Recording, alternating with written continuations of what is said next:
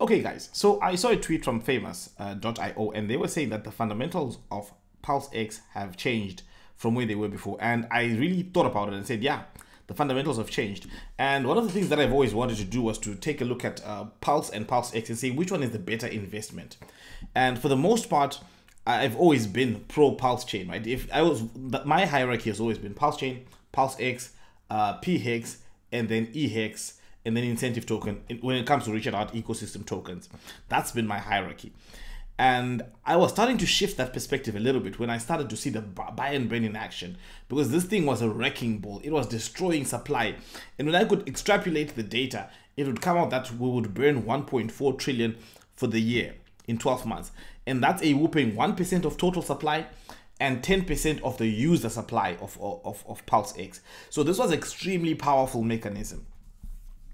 And now where the fundamentals have shifted is this, that that thesis is no longer so. We do not expect to burn 1% of total supply anymore and 10% of user supply. We now expect to burn maybe 0.25% of total supply and 2.5% of user supply. That's how much we now expect to burn.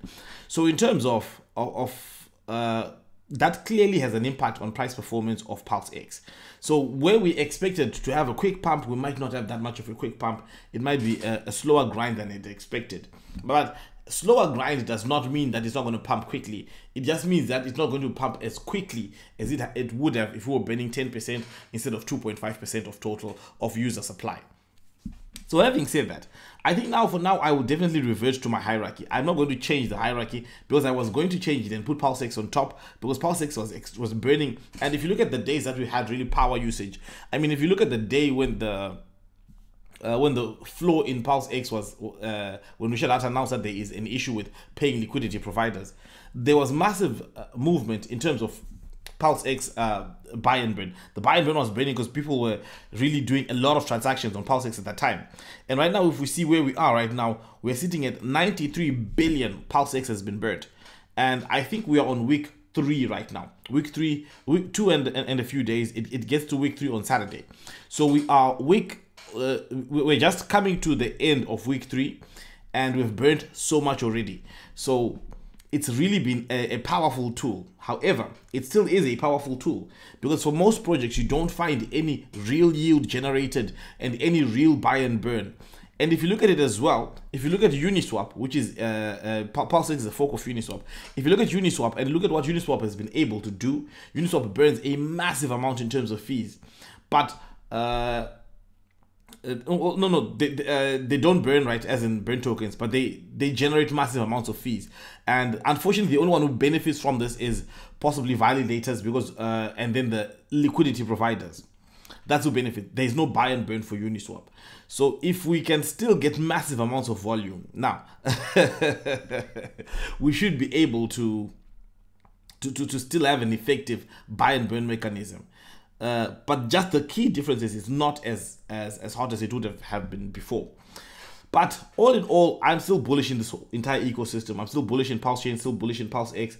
And however, I'm a little bit more bullish as well with the ecosystem around this. So I'm also bullish as in other projects that are non-Richard Heart projects as well.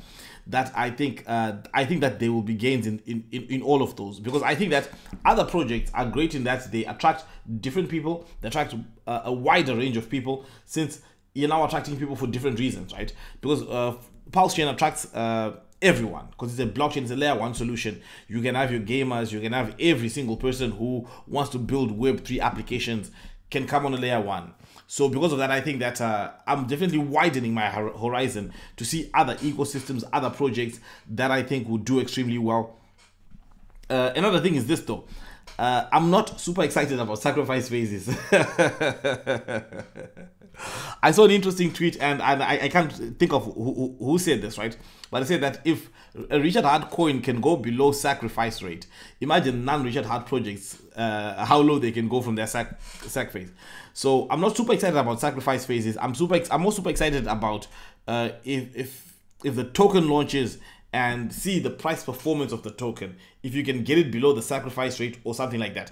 The reason I say that is we are kind of still in kind of a bearish territory. We have not yet really broken out to a level where we can say we are now enjoying the massive crypto gains that we normally get. So it's quite possible that when new tokens launch, they might pump up and then they might have that really big crash. So you might be able to pick out those coins on for really good prices. But all of those are my thoughts in it, in all of this. I'm definitely keeping an eye out on different ecosystem tokens, and I think that Pulsechain is still the best place for builders to come, right? Because of, if you look at how the growth that we've experienced right now, massive growth. I mean, if you take a look at we flip Solana, Matic, and Avalanche, so many blockchains that have been at this for a long time, and we've got more transactions than all of those blockchains. So clearly there's something right that has been done here. And the minor setback that we have right now is just setting us up for massive gains. Because truth be told, right, the fact that we're sitting at Pulsex at Pulsex trading at an extremely low price of 0.40454, right, which is like about minus 55% of sack rate, tells me that there's massive opportunity there. Anyway, guys, let me know what you think in the comments below, and I definitely think that the lower we go, the easier it is to pump a 10x, the easier it is to pump a 100x, the easier it is to pump a 1000x. So it is what it is. But now I don't view this as a time for selling at this point, because for the most part, most people at this point are in the red, except if you sacked for Pulse, and which is, yeah. So at this point, I think the best strategy is just hodl, and maybe increase the bag size if you can. If you can't, don't. And maybe, yeah, if you can find some other alpha as well, if you can find some other ecosystem that you think that they show promise that they can do well, why not, right? I've been covering PulseShib, a meme coin that I think that currently market cap under 1 million, and I don't think it will stay that low. I think it could pump at any time. So I think that those are, I like that, because the thing is that it can skyrocket at any moment, and you don't even need to have a large position in terms of fiat value, right? Because if the market cap is still small, you can actually own a large chunk of it for a very small amount of money. So which I think is a great thing, because like if the market cap is about 500k, that means about 5,000 can get you 1% of the total supply.